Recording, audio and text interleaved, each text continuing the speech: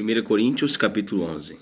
Sede meus imitadores, como eu sou de Cristo. Nota de rodapé 1. Paulo foi salvo por Cristo e dele se tornou imitador. Palavra cujo sentido original refere-se ao compromisso de ser discípulo. Todo aquele que vive segundo o exemplo supremo de Cristo deve ser igualmente seguido. 1 Pedro 2, 21. Reverência na adoração. Eu vos elogio, porquanto em tudo vos lembrais de mim. E vos tendes apegado fielmente às tradições que vos transmiti. Nota de rodapé 2. A expressão grega pardoseis, aqui traduzida por tradições, refere-se ao ensino cristão básico e fundamental, transmitido de forma oral e escrita, 2 Tessalonicenses 2,15, 2 Tessalonicenses 3,6, 1 Coríntios 15, 3. E não tem a ver com os costumes e modelos culturais de uma comunidade cristã. O Evangelho deve tomar a forma e a cultura do povo onde está sendo pregado, sem infringir nenhum de seus mandamentos.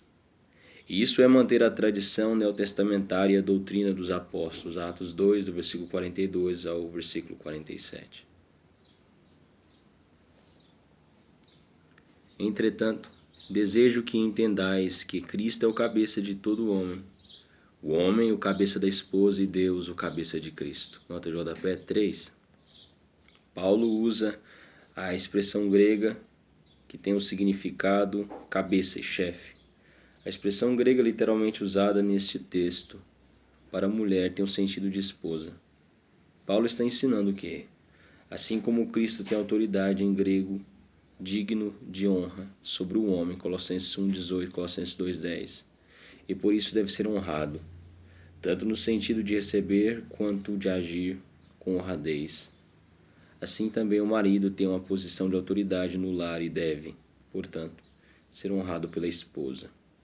1 Coríntios 15, 28, Efésios 1, 21, versículo 22, Efésios 5, versículo 22, versículo 23.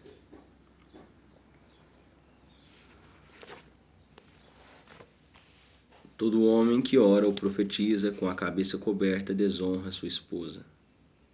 E toda mulher que ora ou profetiza com a cabeça descoberta desonra sua cabeça, pois é como se estivesse com a cabeça rapada. Assim, se a mulher não cobre a cabeça, então deveria cortar também o cabelo. Se, no entanto, é vergonhoso para a mulher cortar o cabelo ou raspar a cabeça, então ela deve cobrir a cabeça. Nota de rodapé 4. O costume oriental dos homens de descobrirem suas cabeças ao entrar num local religioso ou sinagoga, e das mulheres cobrirem suas cabeças como um símbolo de honra a seus maridos era muito anterior a Paulo. Gênesis 3:16. Esse dado cultural era tão forte que costumava-se rapar a cabeça das prostitutas e mulheres pegas em adultério como sinal público de desonra. Algumas mulheres estavam confundindo sua posição de liberdade em Cristo e igualdade de direitos em relação aos homens, e cortando os cabelos ou retirando o véu, o manto de sobre a cabeça em sinal de protesto. 1 Timóteo capítulo 2, do versículo 11 ao 14, Gálatas 3, 28. O homem, contudo, não deve cobrir a cabeça, visto que ele é a imagem e a glória de Deus, mas a mulher é a glória do homem. Porquanto o homem não se originou da mulher, mas sim a mulher do homem. Nota de rodapé 5. Deus estabelece uma hierarquia de honra e autoridade com base na origem primeira dos seres. Deus, como não tem início, tempo ou espaço, é a própria origem e a finalidade de tudo, merecendo ser honrado e amado eternamente por toda a sua criação. Deus é Pai de Jesus Cristo e o Senhor é a autoridade máxima sobre todo homem. O homem, em um certo sentido, deu à luz a humanidade, deu à luz a mulher, para que esta lhe fosse esposa, sua melhor companhia na terra e sua colaboradora leal, segundo o plano de Deus para a humanidade. Gênesis 2, versículo 21 ao 24. Por isso, cabe à mulher respeitar e ajudar seu marido. Os maridos, contudo, devem ser amáveis e justos, como convém aos verdadeiros filhos de Deus. 1 Pedro 3, 7. Além disso, o homem não foi criado por causa da mulher, mas sim a mulher por causa do homem. Por essa razão e por causa dos anjos, a mulher deve ter sobre a cabeça um sinal de autoridade. Nota de rodapé 6. Paulo estabelece uma correlação entre o acampamento judaico, descrito na Torá, o Pentateuco, quando Deus passeava por entre seu povo no deserto para os abençoar e santificar, e ao lar cristão, Deuteronômio 23, versículo 14. Deus, assim como seus anjos, Isaías 6, 2, 2 Pedro 2, 4, Hebreus 1, 14, Judas capítulo 1, versículo 6. Tem prazer em passear pelos lares onde seu nome é amado e reverenciado, assim como o véu e os mantos. Em grego, exousia, autoridade. Para a maioria dos povos orientais, a aliança de casamento também era um símbolo do compromisso entre um homem e sua mulher. Os judeus costumavam confeccionar um anel circular de ouro maciço, totalmente liso e sem qualquer adorno extra ou inscrição, que o noivo colocava no dedo indicador da mão mais forte da noiva como símbolo de consagração e amor perpétuo. Paulo usa a expressão hebraica por causa dos anjos para falar da presença gloriosa do Senhor, sem a necessidade de mencionar o nome de Deus, como era a forma de os judeus fiéis respeitarem a transcendência divina. Os textos do Quran, os rolos do Mar Morto, aduzem a este motivo.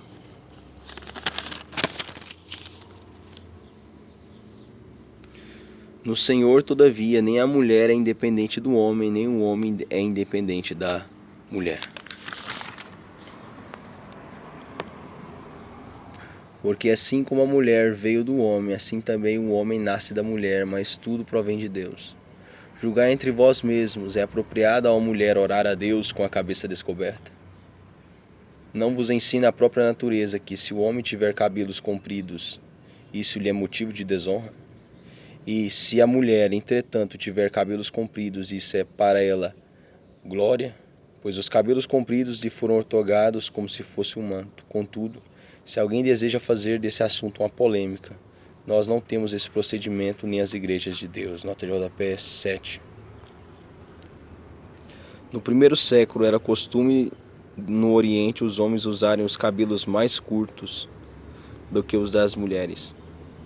Paulo não acha importante discutir costumes locais e temporários ou culturais, desde que esses procedimentos não transgridam os princípios básicos do Evangelho de Cristo. A ceia deve expressar amor cristão. Apesar de tudo, não vos elogiarei quanto à instrução que passo a vos dar agora. Portanto, as vossas reuniões produzem mal e não bem. Em primeiro lugar, porque eu escuto dizer que há divisões entre vós, quando vos reunis como igreja, e até certo ponto acredito que isso esteja ocorrendo. Nota de rodapé 8. Reunir-se como igreja ou na igreja são expressões que derivam do termo grego original eclesia, que fora traduzido do hebraico congregação, Atos 7:38, pela Septuaginta. A palavra portuguesa igreja deriva do termo em latim ecclesia. Contudo, todas essas expressões têm o mesmo sentido. A igreja não significa um lugar ou edifício, mas o ajuntamento, a assembleia ou a reunião dos fiéis seguidores de Cristo, discípulos, com o objetivo de adorar a Deus, estudar sua palavra, cooperar em encorajar uns aos outros na fé. Todavia, se faz necessário que haja divergências entre vós, para que os aprovados se tornem conhecidos em vosso meio. Pois, quando vos reunis como igreja, não é para comer a ceia do Senhor. Nota JP 9. O ensino eucarístico, o termo original grego eucaristesas, significa dar graças. Distintivo de Paulo salienta a significação da ceia, ligando-a firmemente ao propósito remidor de Deus, de tal maneira que a mesma proclama a morte de Cristo. Versículo 26. Visto como ritual de Páscoa. A expressão hebraica aqui, anunciar, proclamar, foi traduzida por Paulo para o grego, cujo sentido é realizar uma pregação dramatizada em palavra e símbolo, como era a própria Páscoa, Êxodo 13, do versículo 3 ao 10. Paulo apresenta o profundo significado da mesa do Senhor, como uma comunhão, em grego koinonia, entre os filhos de Deus, simbolizada pelo partir do pão e do vinho. 1 Coríntios 10, 16.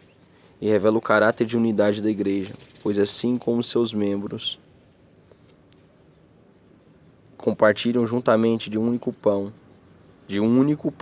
também se reúnem como o corpo único de Cristo. Paulo termina essa carta com um fundo eucarístico.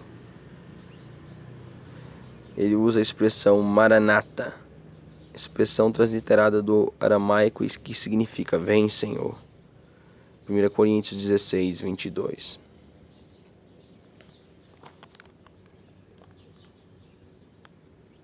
Porque, quando comeis, cada um toma antes a sua própria ceia sem esperar pelos outros, e, dessa maneira, enquanto um fica com fome, o outro se embriaga. Será que não tendes casas onde podeis comer e beber? Ou, de fato, desprezais a igreja de Deus, humilhando os que nada possuem? Que vos direi? Acaso vos elogiarei por isso? Certamente que não vos elogio por estas atitudes. Como celebrar a ceia do Senhor? Pois eu recebi do Senhor o que também vos entreguei, que o Senhor Jesus, na noite em que foi traído, tomou o pão. E, logo após haver dado graças, o partiu e disse: Isso é o meu corpo, que é dado por vós. Fazei isto em memória de mim. Nota JP 10. Segundo descobertas e análises histórico-arqueológicas ocorridas durante o século XX, Paulo escreveu esta carta pouco antes do surgimento dos 4 evangelhos. Esse é, portanto, o primeiro relato da ceia do Senhor e a mais antiga citação escrita das palavras do Senhor Jesus, Mateus 26, 26. A celebração da Eucaristia e da ceia do Senhor na comunhão dos crentes deve ser realizada com alegria, fraternidade, reverência e com o sentido de celebração memorial, não como sacrifício, uma vez que esse já foi realizado pelo próprio Senhor, de uma vez para sempre e por todos os que creem. Hebreus 9, versículo 27, versículo 28. Do mesmo modo, depois de comer, ele tomou o cálice e declarou: Este cálice é a nova aliança no meu sangue. Fazei isto todas as vezes que o beberdes em memória de mim. Portanto, todas as vezes que comerdes deste pão e beberdes deste cálice, proclamais a morte do Senhor, até que ele venha. Nota de JP 11. Jesus celebrou a primeira ceia do Senhor, logo após a tradicional refeição da Páscoa. Mateus 26, do versículo 17 ao 30, Marcos 14, do versículo 12 ao 26, Lucas 22, versículo 7 ao 23, João 13, do versículo 18 ao 30. Um cálice de vinho foi o símbolo usado por Jesus para marcar o início de um novo pacto, aliança, que seria escrito com seu sangue, inocente e vicário, derramado sobre a cruz do Calvário. Lucas 22, versículo 20, Jeremias 31, do versículo 31 a 34. A nova aliança em grego, didaquê, é superior e derradeira sobre a antiga aliança firmada com Moisés e o povo de Israel no Sinai. Êxodo 24, do versículo 3 a 8. Esse novo memorial deve ser realizado com regularidade, até que Jesus volte brevemente em glória. Mateus 26, 29.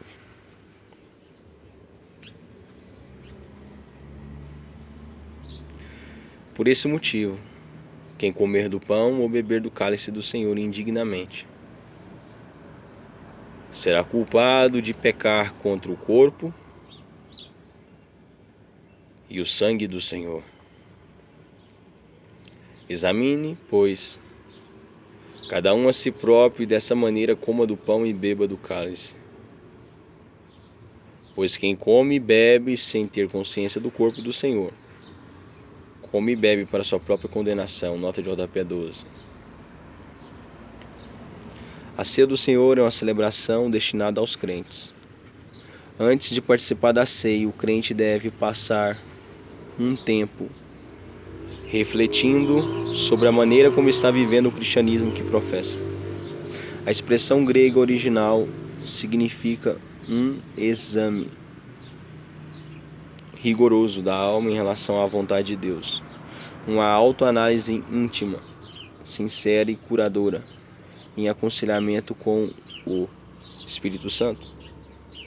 Esse tempo de diálogo, confissão e restauração com o Espírito Santo seria melhor aproveitado antes da eclésia, ou seja, antes da reunião dos crentes para um culto.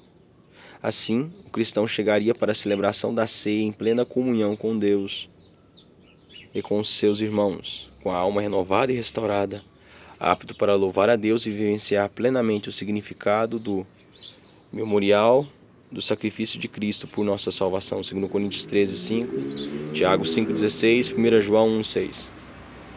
Quem não é sensível ao corpo de Cristo, isto é, ao significado diário e perpétuo da morte e ressurreição do Filho de Deus, e à natureza e caráter da eclésia, os membros da igreja do Senhor, vive uma vida egocêntrica e materialista, traindo sobre si ainda mais juízo.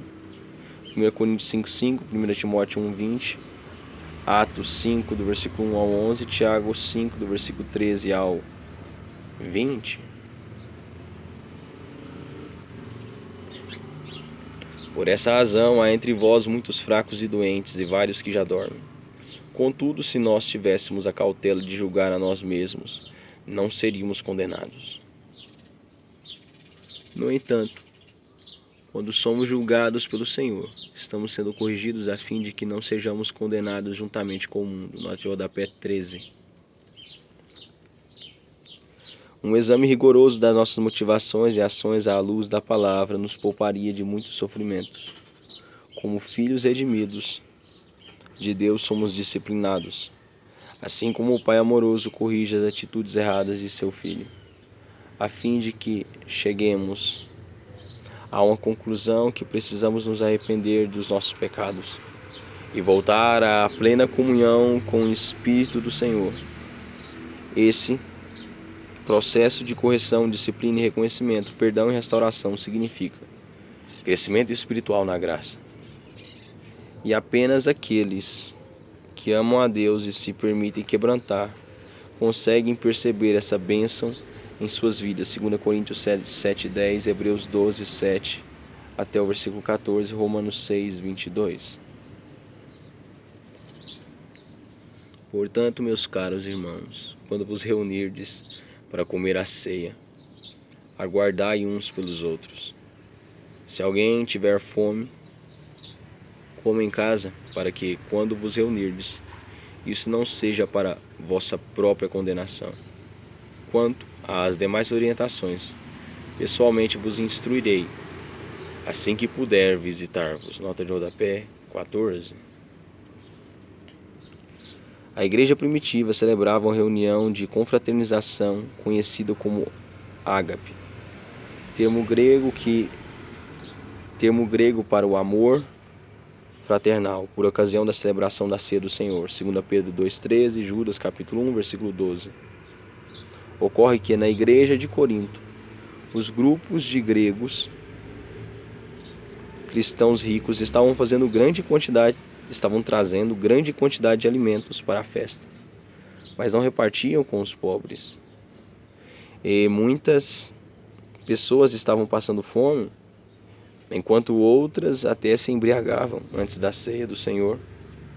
Paulo nota o absurdo e, por isso, adverte que o cristão deve estar em contínua vigilância espiritual e comunhão com o Espírito de Deus, pois a natureza do cristão é semelhante à de todo mundo e tende para o egoísmo, o pecado. Paulo ainda demonstra que o líder cristão deve discernir sobre o que escrever e o que falar, e, ainda, que há assuntos que dizem respeito a toda a congregação e outros que são mais particulares.